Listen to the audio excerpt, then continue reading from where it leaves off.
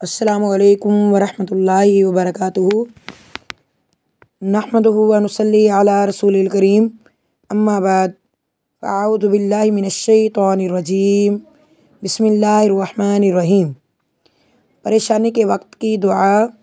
عن ابن عباس رضی اللہ تعالی عنہ قال کان النبی صلی اللہ علیہ وسلم یدعو عند القرب یقول لا الہ الا اللہ العظیم الحلیم، لا الہ الا اللہ رب السماوات والارض ورب العرش العظیم۔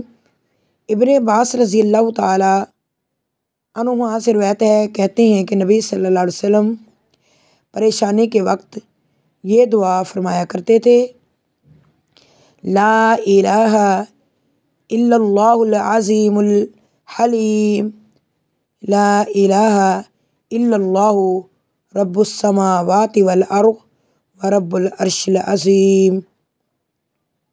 اللہ کے سوا جو عظیم اور حلیم ہے، کوئی معبود برحق نہیں، آسمانوں اور زمین کے رب، عرش عظیم کے رب، اللہ کے سوا کوئی معبود برحق نہیں۔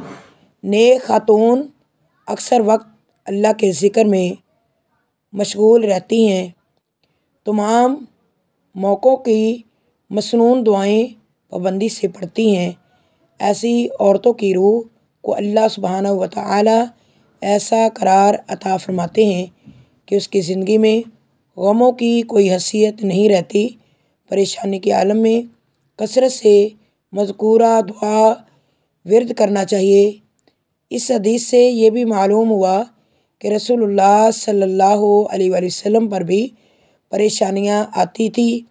آپ صلی اللہ علیہ وسلم مختار کل نہیں تھے کہ آنے والی ہر پریشانی کو اپنے سے دور کر لیں، بلکہ آپ مصیبت کی گھڑی میں اللہ کے حضور دعا اور التجا کی انتہا کر دیا کرتے تھے۔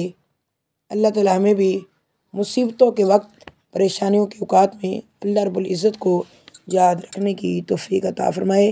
آمین ثم آمین۔